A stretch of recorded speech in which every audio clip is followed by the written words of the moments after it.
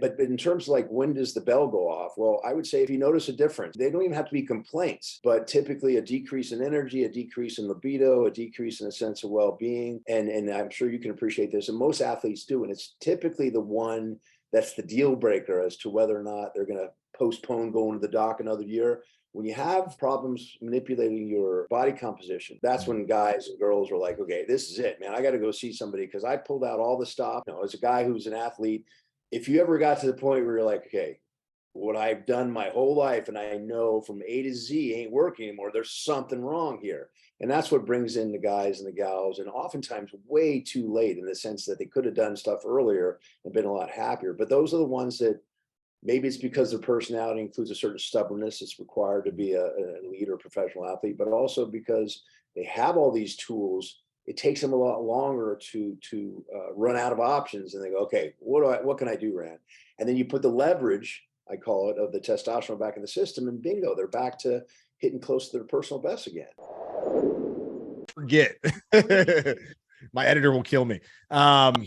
Yeah, so we're staying in Beverly Hills, and then I have a podcast that I actually have to be on with my wife in Orange County. So we'll probably drive like an hour and some change to Orange County for a few hours, hang out, do that, and then we'll just be exploring. I literally have nothing on the agenda besides hanging out with the wife, enjoying our anniversary. Well, on what day will you be going to OC from here? Saturday. Yeah. That's a whole nother way of traffic. You got to worry more about, after say 6 or 7 p, depending upon which way you're going, because that's a whole nother, Saturday night out on the town, rather than 5 o'clock traffic, which really starts here around 1:30. Nobody works here, so people are taking half day. It's really weird. But yeah, I mean, Beverly Hills, that's another thing where, I had an opportunity there a long time ago, and to go 3.5 miles took me an hour and a half. Oh my I could goodness. walk faster. I said, I'm not doing this, man. I appreciate the offer, et cetera, but I mean, because that's just up the road. So that can be pretty wild, getting about town in Beverly Hills. But well, if you need any tips on where to go with the wife, let me know. Absolutely. I didn't know you went to school in Virginia. That's crazy. That was my undergrad. That's the degree I'm most proud of, man. Washington Lee was a butt kicker, man. They're an Ivy League wannabe.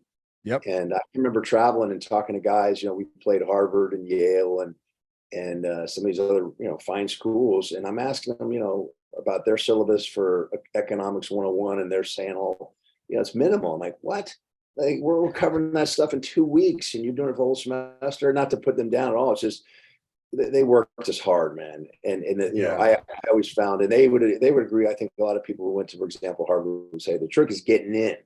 Once you're in, it's not as bad as the so-called wannabes like Washington Lee and Duke and some of these others that aren't quite recognized like that yet. So they want to work you. So you go out, and how the game is played. You go out, you form Charles Schwab, which is one of our alums, and then they can say, hey, see, we got all these studs leaving the college. So anyway, I love it. I almost went there. That's why I was so happy to hear, because I was one of the schools that recruited me to play baseball out of high school was Washington and Lee, and I decided not to go. I went to another Virginia school, but I took a visit to Washington. I've been there a few times actually, but it's a tough school. Middle of nowhere, man. It is. Yeah. Look, I hated seriously almost every moment of my time there. The only thing that was enjoyable to me was, I played water polo there, and we ended up playing for the national team for a couple of years. And my coach was the coach the second year, and we did okay in terms of competing. But I got to tell you, man, it was so hard. It was such a change from where I came from, Coconut Grove, Florida, which was much more easygoing. And, like multiple choice exams is what most people were taking. We had blue books, we call them, everything was it was recall, and, there were no hints. You either knew your stuff or you didn't. But in hindsight, I look back and I go, and this is going to sound funny, but the thing that it taught me most was how to think. I am so grateful for having gone to Washington Lee. Like I said, it's the degree I'm most proud of. Although, man, getting the medical degree as a single dad living in a car was no cakewalk. But the problem with Washington D.C. is I brought my wife back there for like a 30-year reunion, and even on the it was laughable. We weren't laughing out of joy. We were just like laughing out of frustration. But it was the GPS took us to somebody's garage on some back street. I mean, that's how out in the middle of nowhere Lexington, Virginia is. That's the only drawback. You are really in the middle of nowhere. Oh yeah. And, back when I was there, you blinked, you'd miss the heart of town. And, there was nothing to do. And, had one fast food restaurant run by some nut who, I mean, stuff like, you go there at 1 o'clock after you had a few beers and you got your cheeseburger to go, and you get back to the dorm and there's 2 buns and not a cheeseburger. I mean, stuff like that where you're just going, really, man, this is where I am stuck. And coming from Coconut Grove, a suburb of Miami, which, open all night, you can do whatever you want. There's tons of fun people. It was, it was rough, but glad I did it. Anyway. I got to hear the story about being a single dad, getting a medical degree. I don't think I've heard that one. Yeah, that was a tough one. But fortunately, I had the foresight. I knew it was going to be tough. So I bought one of those vans that looks like a milk carton. It's a VW van, the old Westphalias. This was the new version. So, top popped up. It had an extra, what do you call it? Not a deep cell battery in the back. So, I could save, the Starbucks bill would have been incredibly high had I not gotten an inverter. So I could make my coffee off the back, and actually had a little place up here, literally 3 blocks from my office now. It was an old Marine Corps officers' quarters setup. So you had basically a one-roomer. And so when I was in town and I had custody of my daughter, I had a place for her to stay. Although she enjoyed, you go up to the beach, and it broke my heart. One that, in a good way, she was doing what do you call them, the angels that they would normally do in the snow, but in the sand, and was talking to me like, "Yeah, this is the best time I've ever had in my life." I'm thinking, all right, well, good. I guess at your age, I would have thought this was great too. And the hot dogs on the hibachi grill and all that stuff. So there were some fond memories there. But otherwise, yeah, I was sleeping in the areas around the school, getting ousted by the local police every once in a while for being, hey, what are you doing here? I'm like, geez, really, man? I just got to sleep at 2 a.m. Oh my gosh! But it was interesting. Yeah, it was fun. How long ago was this? When was this? This would have been 2000, somewhere like 2002, 2003. Mm-hmm. Gotcha. So it's been, what is that, like 20 years? Yeah. Thank goodness it's a while ago now. Dang. Yeah. So that's crazy. So got a price to it, right? Well, now you've gone from the van to helping optimize everyone so we live forever. Well, that's to steal from Kurzweil. I think I misquoted him the other day. I think his line is, "Live long enough to live forever," because the advancements we were coming across, will allow us even more time. And the trick is to stay alive for those new advancements. I think I got it from one of my friends who I mentioned in the book, by the way, Robert Harding. They've done some sophisticated analysis so that even if we could figure out how to wipe out aging, the average person would get to at most like 22,000 years before we got hit by a meteor, or you've walked across a landmine or something. So yeah, it won't be forever, but we can certainly extend it for a while, and what'll seem like an additional bunch of time, I think, for our generation too. I say our generation. I'm 60, so I got you by quite a few. But look, I mean, if I were to make it to 120, that would be pretty phenomenal from my point of view as a guy who grew up where, I mean, I looked at people my age when I was a kid, thought, man, they're ancient, and most of them were, and they were cigarette smokers and didn't take care of themselves and looked pretty decrepit. And a lot of our 60-year-olds today are still charging it.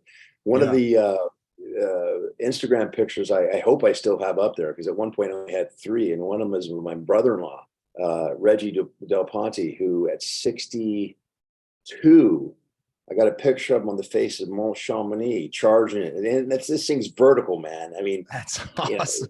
those are cojones the size of church bells, if you ask me. And the guy's 62 and he's still going strong. So, and now he's what, 64 and he's still going strong. So yeah, it's a whole new world, fortunately.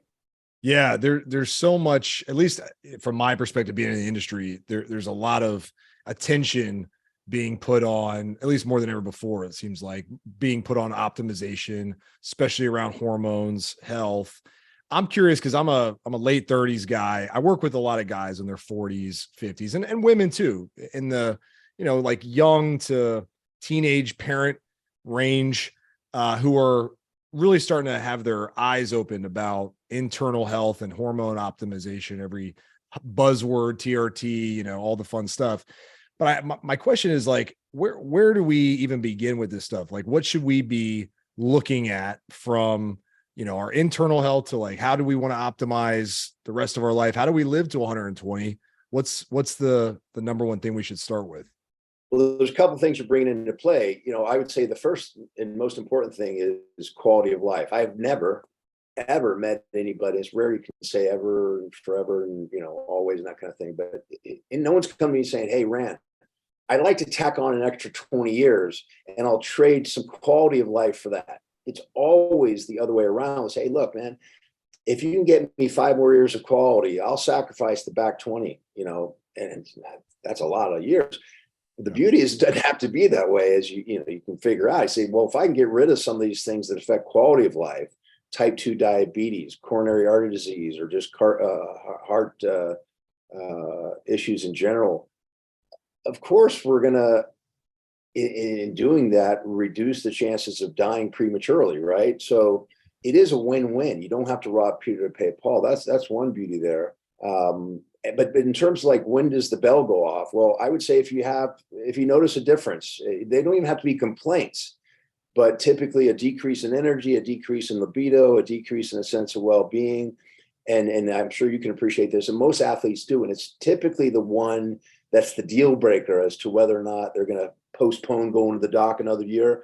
When you have problems manipulating your body composition, that's when guys and girls are like, okay, this is it, man. I got to go see somebody because I pulled out all the stops, right? As a guy who's an athlete, if you ever got to the point where you're like, okay, what I've done my whole life and I know from A to Z ain't working anymore, there's something wrong here. And that's what brings in the guys and the gals, and oftentimes way too late, in the sense that they could have done stuff earlier and been a lot happier. But those are the ones that maybe it's because their personality includes a certain stubbornness that's required to be a leader, or professional athlete, but also because they have all these tools. It takes them a lot longer to run out of options, and they go, okay, what can I do, Rand?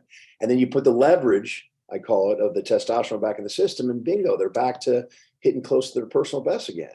So the answer to your question is, yeah, when the symptoms arise or signs, that certainly would be the most important. There's some people that, say, hey, and I would say, really, man, it's not even a fraction of a percent of the patients I see anyway. I'm looking to get after this proactively. I'm 30, I feel fine, but I want to stay ahead of the game, and they get their hormones checked, which is fine because it's nice to have some data points, right? But that's not a reason to start CRT or BHRT for any particular reason. To chase numbers. That's a pet peeve of mine. You treat people, you don't treat numbers. Again, though, it's nice to have the numbers. Don't get me wrong.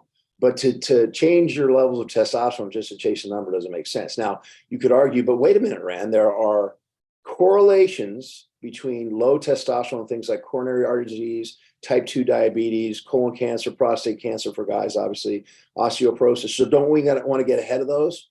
Yes, we do. But correlation is, let's take you, for example. There's an art to medicine. I can tell just by looking at you, you're pretty healthy, right? Am I right? Yeah. Okay. So, you could argue that even if you had relatively low testosterone, which is very often the case, which is counterintuitive because you look at people that are in great shape and you figure their testosterone levels must be really, really high. Well, as you know, it being in the business, sometimes it's the way you chose your parents. Sometimes it's just, you outwork the other guy, which is more often than not what it is, right? In this very competitive world of athletics. And so, I've seen a guy, 250 roughly total T, nanograms per deciliter, buffed out, hard charging it, right? So, it's not necessarily a number thing. I'm getting off track here, I know, but the point I'm trying to make about the correlation is somebody like that is not necessarily a candidate to come down with a sugar issue, right? Diabetes or metabolic dysfunction. Ditto. I mean, the only thing you could probably say is maybe there's some issues with prostate cancer because that is largely linked to hormones and genetics combined, but certainly, inflammation and some other unhealthy habits could affect it. But my point is that those things could be staved off very easily, low T or not, by someone who's focused on good health. Sorry, that was a long way of saying what I finally said at the end there. But so it's not like, oh my God, I have low T, so now I'm at risk of all those things. But there's a correlation. Is it because low T or what comes with the people who have low T being not really into exercise for the most part and taking care of themselves otherwise for the most part? It's hard to tease that out. But so my point, trying to finish a short question with a really long answer, is that I would focus on symptoms, say, hey, do I have complaints? And one caveat with that is you can't compare yourself to other people, because that's not fair either, because you're going to look up and go, geez, the rest of my peers, they went to work for, I won't name a firm, but, they're desk jockeys. For whatever reason, they don't make the time or have the time. Maybe they got the 2.3 kids and a mortgage and they got to work their fannies off. And, you look at them and you go, well, I'm doing way better than my buddy Jim. That's not fair. You want to compare yourself to you 10 years ago or whenever you had more energy and say, well, that's a begging the question, but 10 years ago and say, well, am I still where I should be? Or have I, lost a step here or there? That's the best gauge. So many guys, I see like the hesitancy to even discuss this stuff because the fitness industry has labeled anything testosterone related to be quote unquote, cheating, steroids. It's unhealthy. It's dangerous. You're going to drop dead. Nobody seems to really be talking about the other side, which is, like you said, the correlation that happens with things like hormones that are out of balance or low. Talk to me about why guys and women too, for that matter, shouldn't have this hesitancy around testosterone, around the hormonal health. Well, we should include women because it's the same deal for them as it is for us. And unfortunately, there is some imbalance there in terms of the rhetoric and the care. I mean, what's happened is urologists have stepped up to the plate for men. I would argue that OBGYNs have not stepped up to the plate for women. And in terms of specialties that should, take over in this department. Endocrinologists, briefly, I mean, it just has never worked out for them. Although you would say, well, those are the hormone people. Why aren't they doing it for men and women both?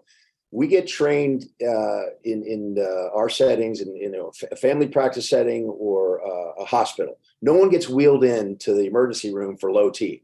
So the endocrinologists get trained in diabetic ketoacidosis, thyroid storm, the basics, which they're great at. But we get maybe 20 minutes on the steroid hormones in school, and then we move on.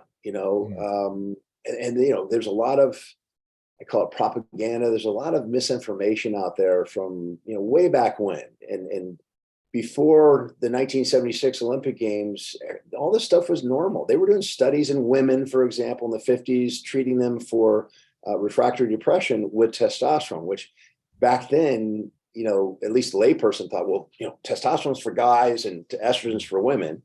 And that's part of the misinformation that makes women hesitant. Like, well, why would I go in and take testosterone? That's a guy thing. I'm totally going to screw up my body there. Yeah. They don't realize the basic physiology that we have the same hormones, just different levels and different ratios between the two.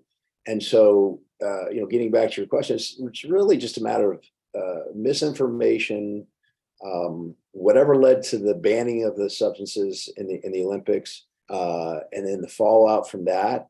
I mean, one of my heroes is Al Order, and people don't realize, he got a lot of his gold medals while on anabolics, and that's another thing that comes up too. And by the way, he got, just to finish that thought, he got special dispensation for, I think it was his last Olympics, because he had been on them for so long. They said, well, yeah, okay, you're kind of grandfathered in. But there's a big difference between steroids, which are substances made from cholesterol, like testosterone, estrogen, DHA, progesterone, pregnenolone, and vitamin D, by the way, which is actually a steroid hormone, but we named it a vitamin way back when we discovered it in the 1800s, I believe. But an anabolic steroid is a completely different substance, all of which have different side effects. And these are synthesized, well, hormone replacement is typically always synthesized, but what I mean to say is it's not a naturally occurring substance in anabolic steroids. So it works differently. And we confuse the two often because, oh, she's on steroids. Well, we're all on steroids, but they mean to say anabolic steroids, which emphasize muscle accretion, but come with side effects like a tendency to create more of the LDL cholesterol and less of the HDL cholesterol.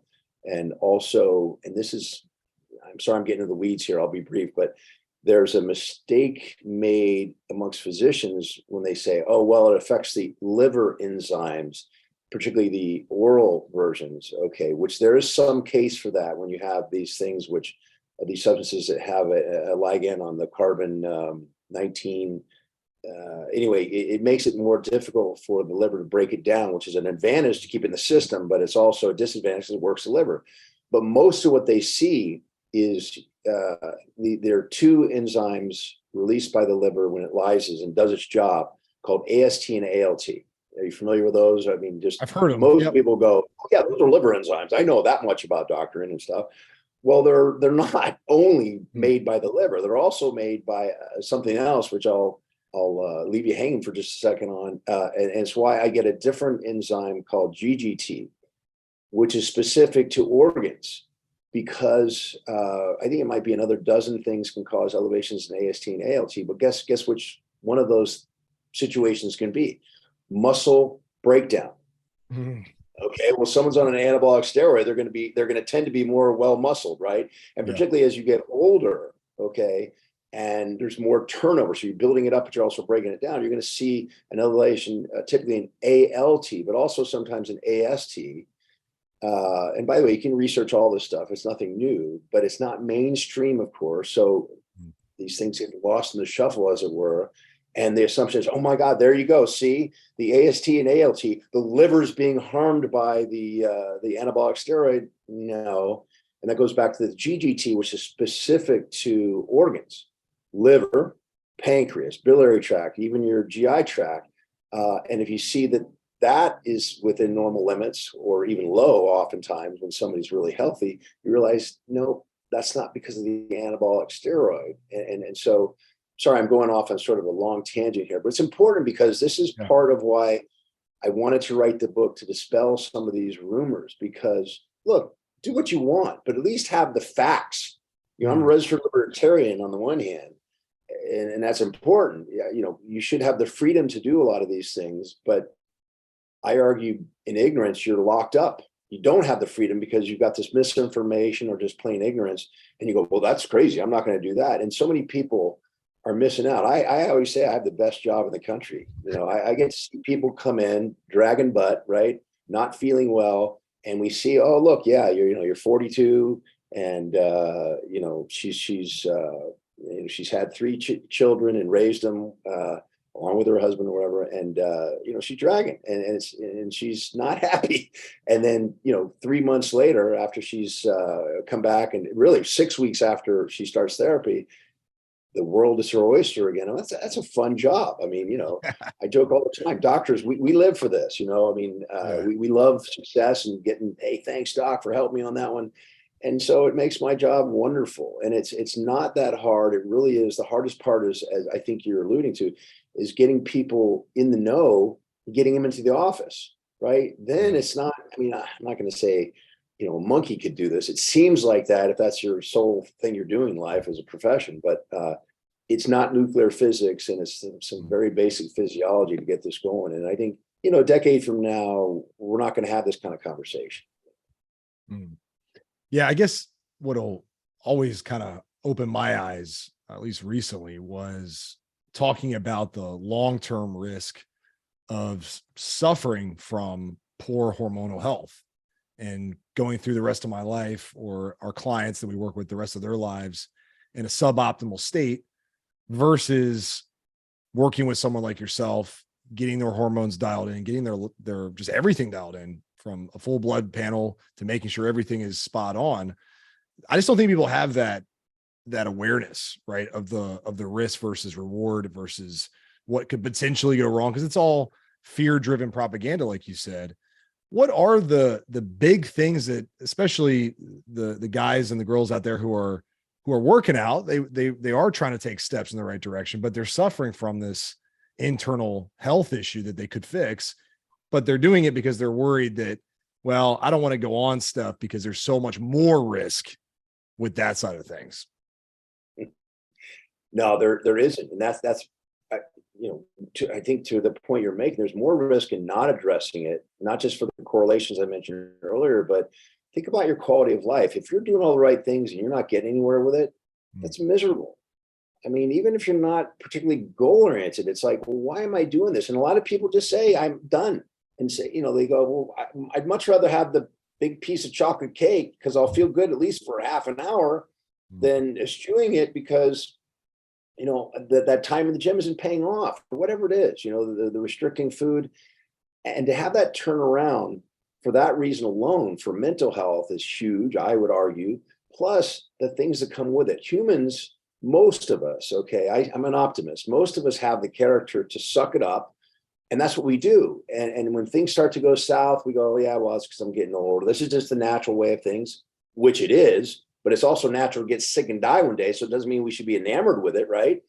But we accept it. We deal with it. That's a good thing on some levels. But I mean, if we can do something about it, and we're not robbing Peter to pay Paul in this case. I mean, there are those that would even take a trade where it was, robbing Peter to pay Paul. But we're not talking about that here. Then why wouldn't you? So to address I guess we'll call it the propaganda, since we seem to agree on that one, when I was growing up, it was like, if you took anabolic steroids or testosterone that you didn't need, if your willy didn't fall off, you would at least be impotent the rest of your life, I mean, just crazy stuff. It was almost like, I've never seen the movie, but I've heard about reefer madness, where if you start smoking dope, eventually you're going to turn to heroin, or worse, you're just going to jump off a building one day or something, I don't know where that comes from. I really don't, but that's what's out there. And if you get down to brass tacks, the potential for side effects, okay, not early death, I would argue it's the other way around. You're going to extend what we call your health span, your longevity, along with your quality of life combined.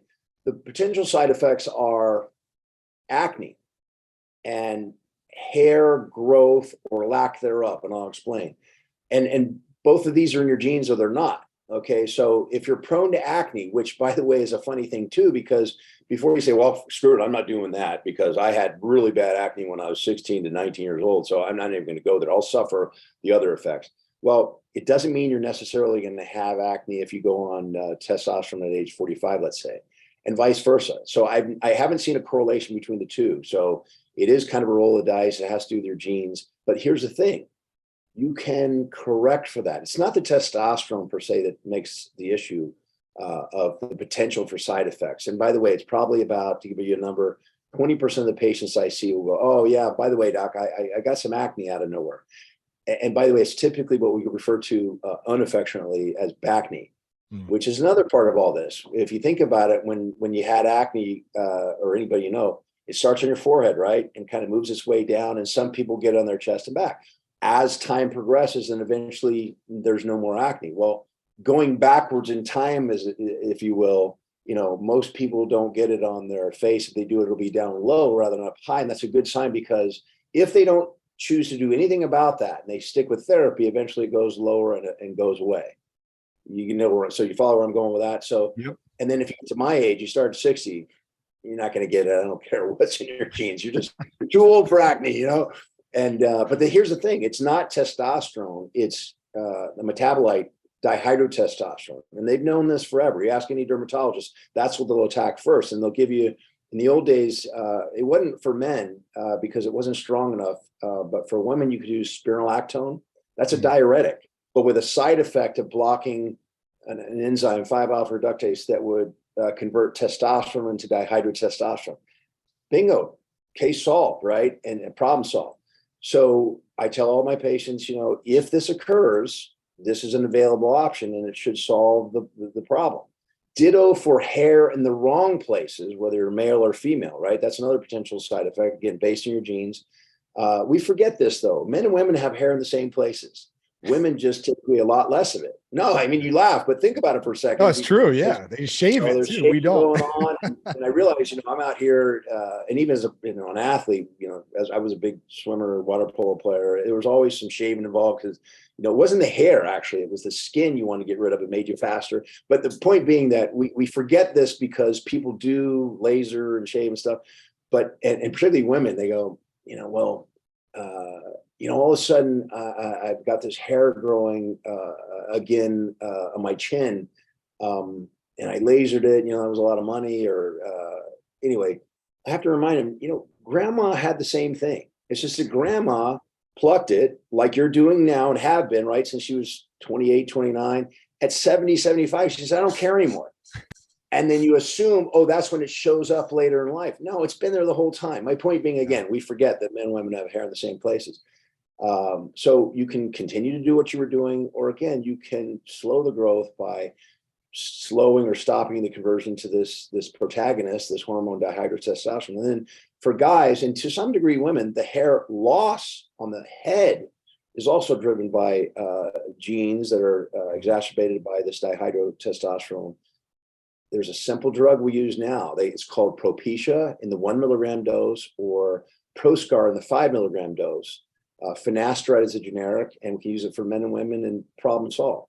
So the potential, I'd say roughly 20% for side effects is there, but all correctable. So there's no reason not to try this. And here's the other thing. Even if there were no options here to correct the situation, you had to make a choice. You have a choice that's very simple, just like with, any hormone replacement. If you stop it, you go right back to where you started, as long as it's within a brief time period. I'm not saying if you're on this for 10 years and for whatever reason you decide to stop, you're going to go back to where you started because you're 10 years older. But my point is, you'll end up wherever you would have been had you done no replacement therapy 10 years hence, once you stop it. Or if you stop it, you know, as I said earlier, it takes about 6 weeks before it kicks in typically. So let's say 10 weeks in, you wake up and you go, I don't know what anyone's talking about here. Rand, what am I supposed to expect? Which, by the way, I've never seen. Again, that word never is rare to use. But if for whatever reason you say, no, I'm not doing this, then you can stop and it'll go right back. I haven't given you a shoulder replacement and a prosthesis, which, you know, you can't turn back in and say, give me my original shoulder back here. You can get your original hormone levels back. But what's funny about that too is, you know, because patients are worried about normal and natural and their own production and having some control. I go, well, what are we saving here? Because most of the people come in here, if not all of them, have low testosterone to begin with. So what are we sparing? What are we worried about losing?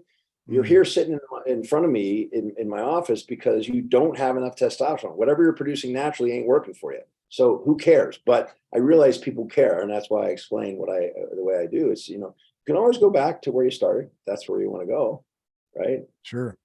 I think people's fear comes from all the stories they read or hear about with these bodybuilders. So once again, education is such a big deal here, but for the layman out there who's just exploring this and doesn't understand this, you know, I see in the industry these massive bodybuilders who out of nowhere drop dead, right? And everyone goes, oh yeah, they were on steroids.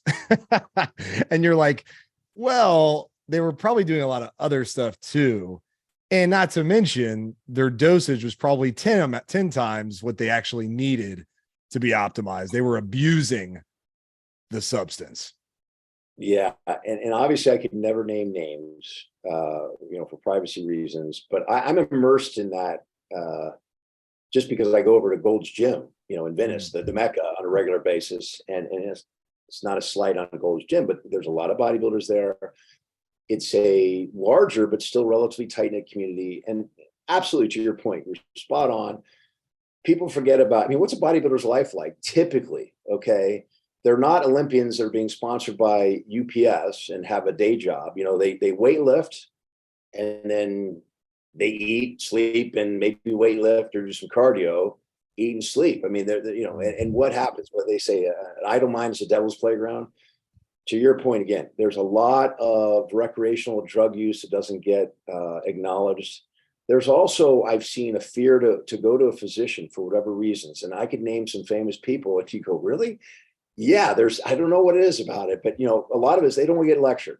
Oh my God, look what you're doing to yourself. And yeah, I mean, I think a doctor to some degree is doing his job, although at some point you can say, and I realize it's easier for me as a registered libertarian, you say, okay, well, as long as we're clear that I don't think this is the best thing for you, I'll do what else I can for you, because that is my oath, literally, and my job is, despite what you're doing, and you could argue that's a cigarette smoker, a heavy drinker, if they're not going to stop that, well, you're still obligated to do the best you can to help them, right? So they can maintain whatever health. But yeah, coronary artery disease. There have been some more recent deaths in bodybuilders because, and I mean, I know these people, they've been complaining about chest pain for 2 or 3 years, but they're not going to go to the doctor. There's a famous trainer who, doesn't take care of his teeth very well. And we know that's a huge means by which bacteria can seed in the coronary arteries of the heart, cause inflammation and plaque buildup. And guess what? Mentioned it earlier. When you use anabolic steroids on top of that, you're setting yourself up for even more plaque formation. You increase your LDL cholesterol, lower your HDL cholesterol.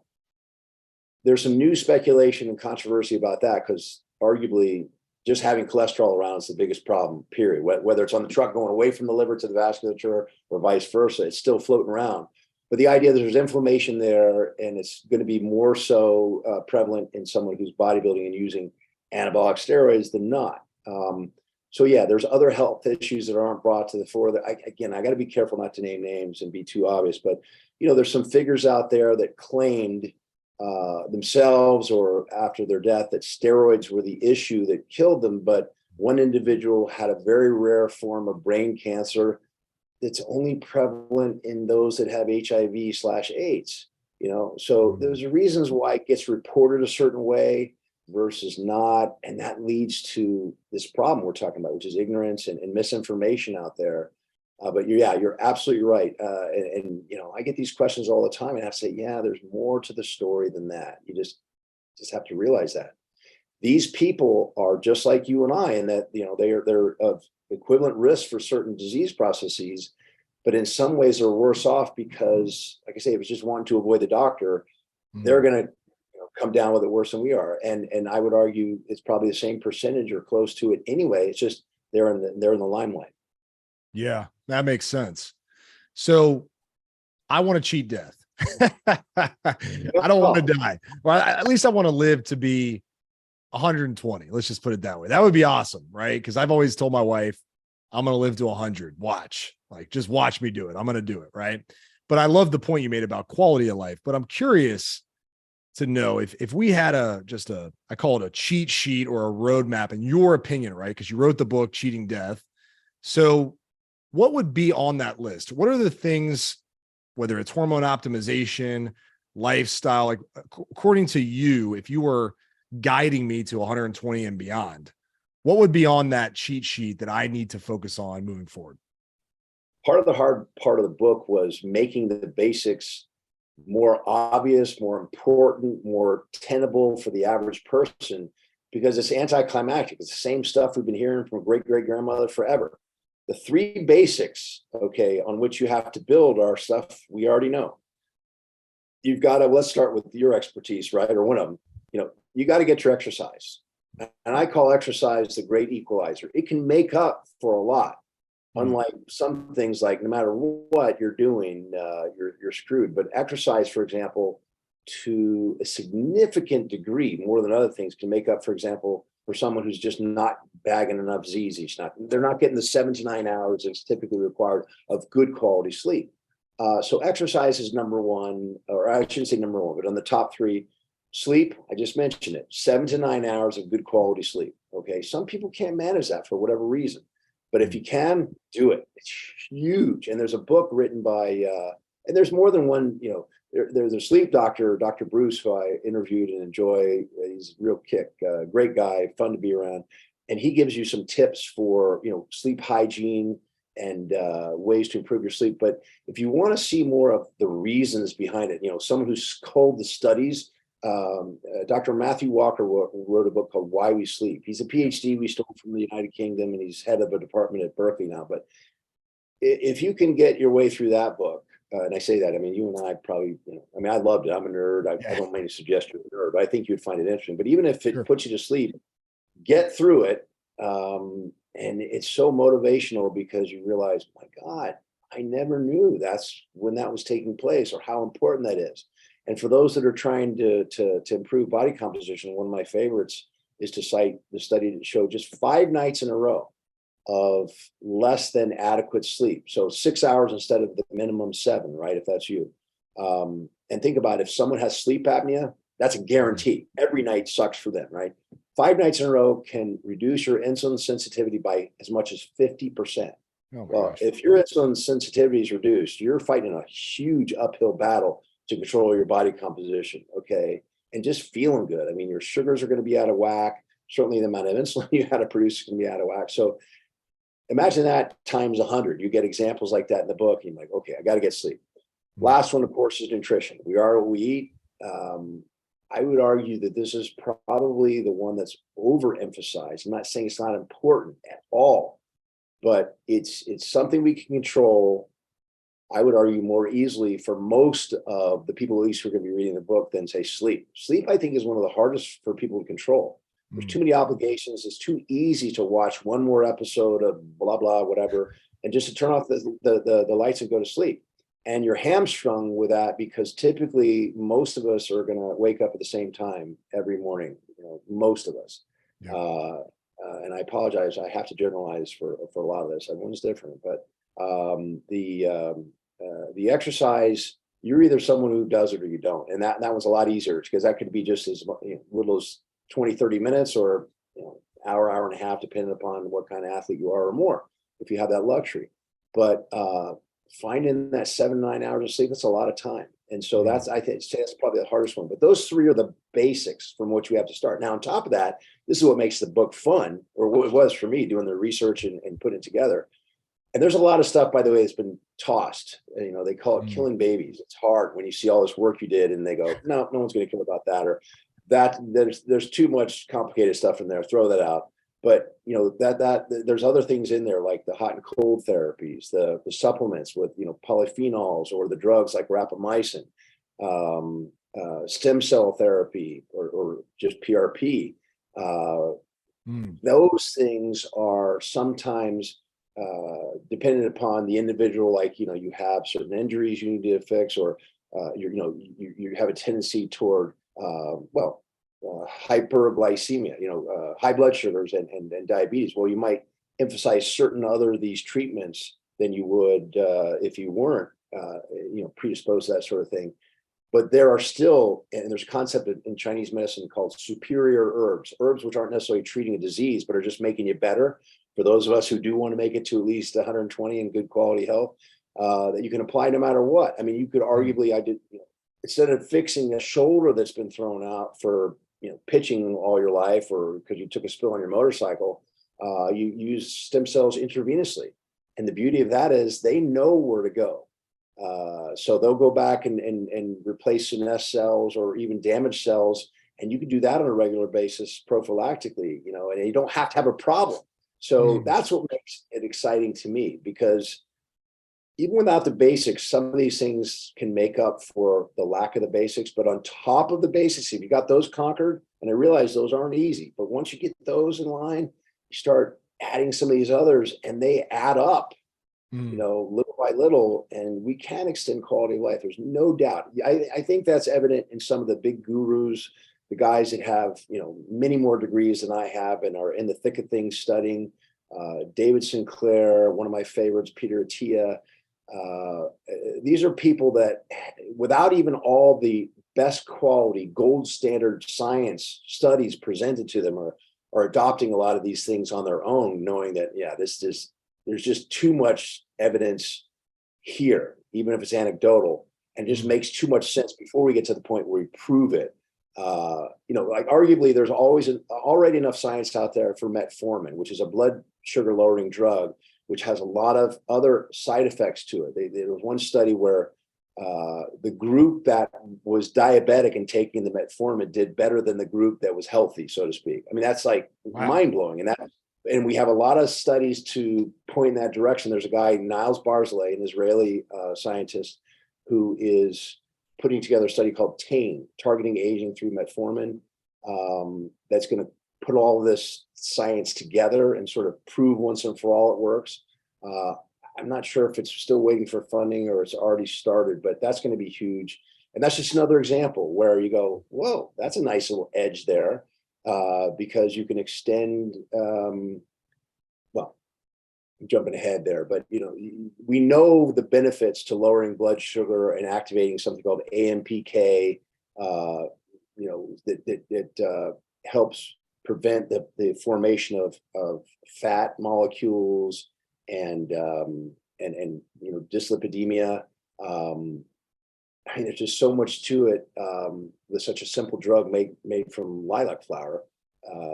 And we've got a lot of others like that. I mentioned rapamycin earlier. So yeah, that's the purpose of the book, to spread the word, so that some of these other things are presented to people as options. Because if you go to, and yes, there is a little bit of a slight intended here. If you go to an HMO like Kaiser, that's built for the basics, and it's a I call it paint by numbers medicine machine, you're not going to hear about these things.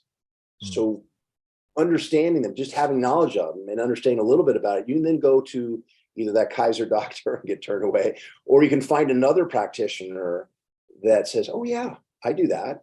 Let's give it a go. And you have these options available to you, so you can extend life with good quality. And we're going to do it, right? I think we're going to see a change. I know with COVID, we have life expectancy going the wrong way, but I think it's a blip. I think with what's spreading now, and I, this is just my opinion, but I think there's others that would agree. The biohacking community is growing. There's a lot of people like you and me who say, no, I want a shot at 120. And it'll take that same discipline that you use in the gym to a daily regimen of not just, getting leaner and, more muscular or whatever, but hey, I'm going to improve my quality of life. And a lot of it involves trust, right? Because you go to the gym, you see and feel results right away. You take, for example, rapamycin, which is a whole other deal, and I'm happy to talk about it if you want, but I'm rambling a lot as it is. I apologize, but you're not necessarily going to go, wow, I feel a difference. You have to trust the studies and the mechanisms behind which it's working, and that's going to pay off. I think surprisingly so, in a good way.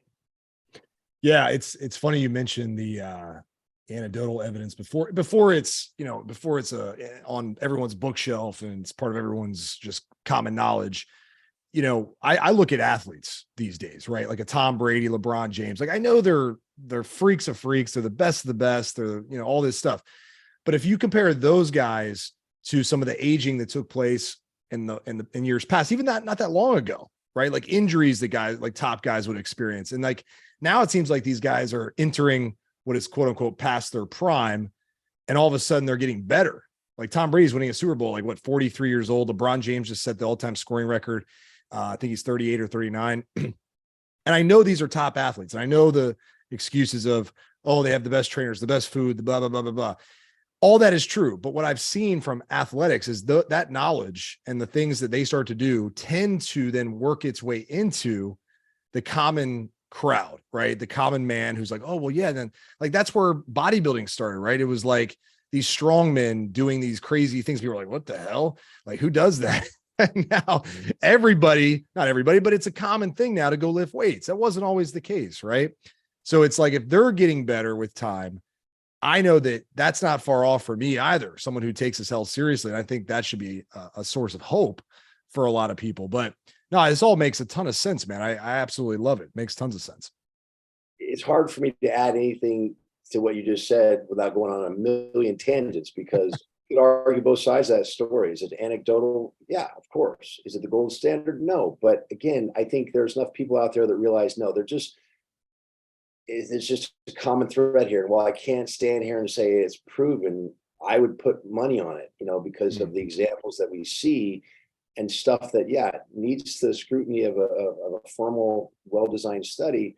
But again, I think, you're picking up on it 100%. And you could argue it's harder for an athlete to do it because of the strains of competition at that level of competition. So a Tom Brady is even more of an example, because those of us that can just go out and knock out an hour on a bike, I mean, you're not straining yourself necessarily anything close to what he might be going through, or LeBron James, or a lot of other athletes we could be mentioning here. And so, they might be an even better example than you can consider, given what they're going through. And look, a lot of these athletes are coming to doctors like me and a lot of others, I hope, and I know are out there, to get advice outside of the what's there in the training camps. And so what's happening is, and I think this is your point, I'm just making it a more obvious one, they're taking that back to their camps, their training camps, is what I'm seeing. Because they know already, I can't live on this training table food they're talking about. I need a nutrition coach. Hey, I can't do just this. I got to add, IV therapies, IV nutrition. This is going to sound terrible, but it's the truth. And so it is what it is. But, there's a lot of, what do they call it? Legacy stuff that goes on in these professional camps, where you've got somebody, and I'm just keeping it very general, who may not be the best qualified, but they're a name. And I know you've probably seen it, where you see the slow-mo where they got the injury, and you go, oh, that's a pulled hamstring, or, oh boy, he rolled his ankle. It's a Liz Frank fracture. We know what that is. And then we see it with the trainer come out, and you go, what is he doing? Oh my God, he's going to make that 10 times worse. And you go, oh my God, if only, if I just get me in there, fly me in for, let's use the transporter and get me over there. I'll fix it. I'll get my favorite guy back on the mat. And I'm not saying you or I is greater than anybody else. I'm just saying it's just this ignorance thing we're talking about. Totally. Where, and so these guys getting, I said I wasn't going off on tangents, and I just did, but the Tom Brady's, they're great for what you and I are looking for to spread the word, because they're taking it back to camp. And then there's probably 3 or 4 guys, even if it's just the fellow quarterbacks, are going, well, wait a minute, that guy's a stud, 43 and wins a Super Bowl. What's he doing? I want to do that too. And I mean, you just look at Tom Brady, and it's funny you pick him, whatever you think about him personally, it doesn't matter. You look at that guy and you go, he looks way younger than his age. And not only that, he functions way better than his age, typically. I'm impressed by him. Not that I'm any great shakes that, he needs to impress, but I'm just saying it's pretty obvious in these people you point out. And there's a lot more of them out there that give evidence to what we're talking about.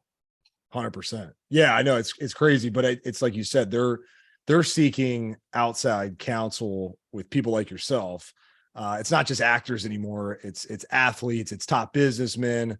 They want an edge, and they also see like, hey, there's potential. It's just like, I always use what I think is the 5-minute mile story, right? Where everybody never thought, oh, a 5-minute mile could actually happen, or no one could break a 5-minute mile. One person does it, and all of a sudden it's like 40 guys do it in the next month, because they see that it's possible. And then they go, oh, okay, well, it's that self-limiting belief gets erased, and now they're exploring other avenues and options, which I think is what's starting to happen. Because clearly these guys aren't just going to the gym, eating protein and getting good sleep. They're doing other things.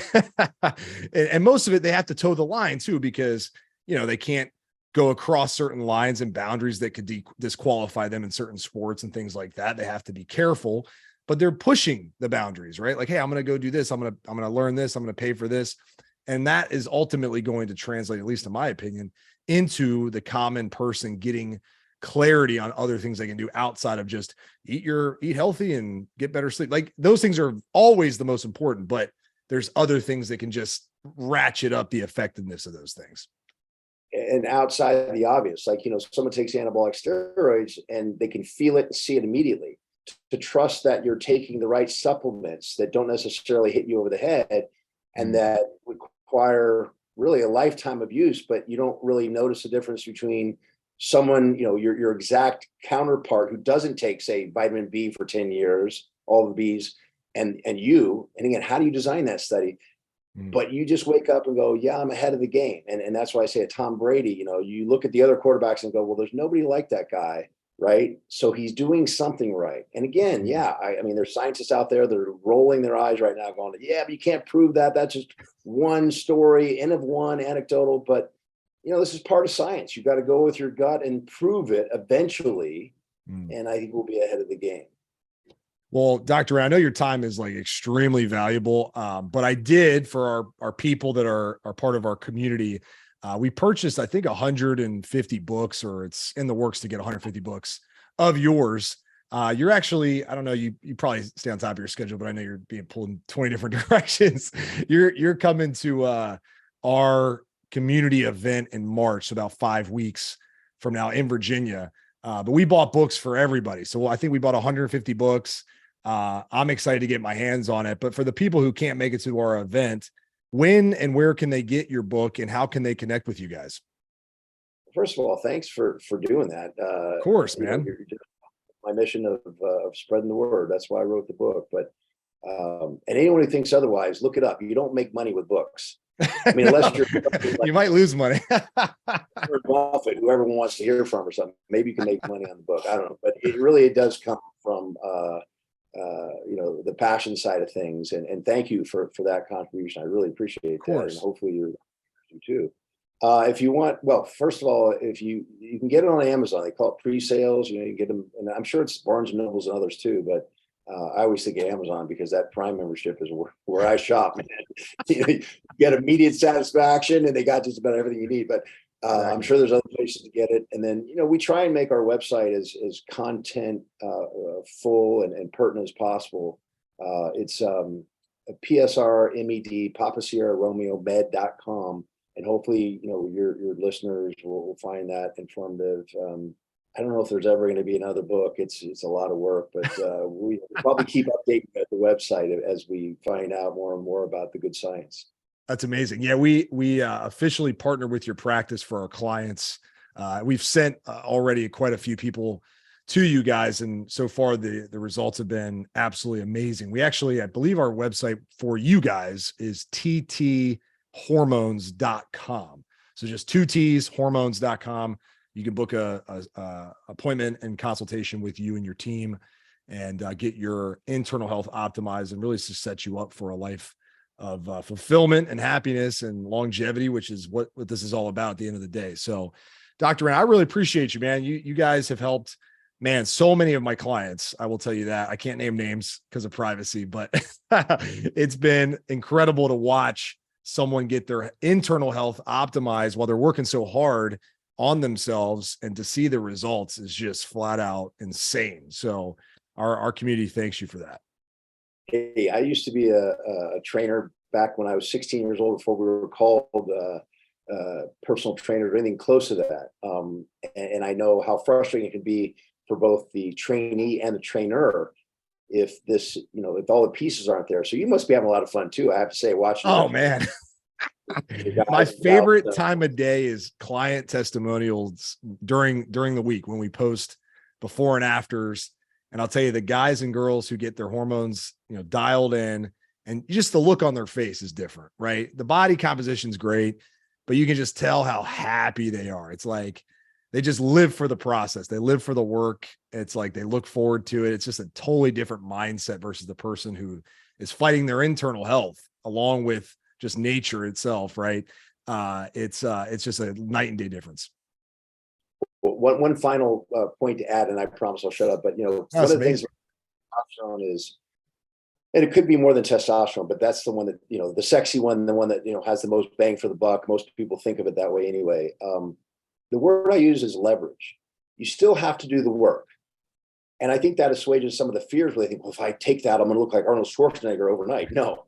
You have to work for it still. It just leverages all the good stuff you do. And if you're not doing anything, leveraging zero is still zero, right? So, but boy, is that fun when you're earning it. And now, you put that leverage back in the machine, as it were, and you're feeling better again. And all that work you're doing is paying off.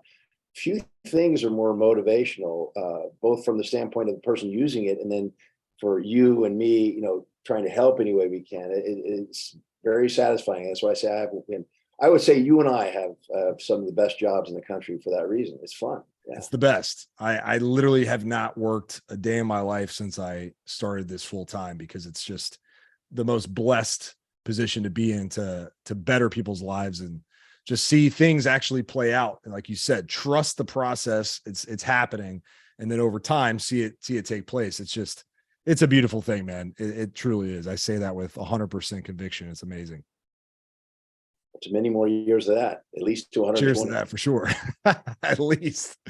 All right, man. Thank you so much for your time, brother. Appreciate you.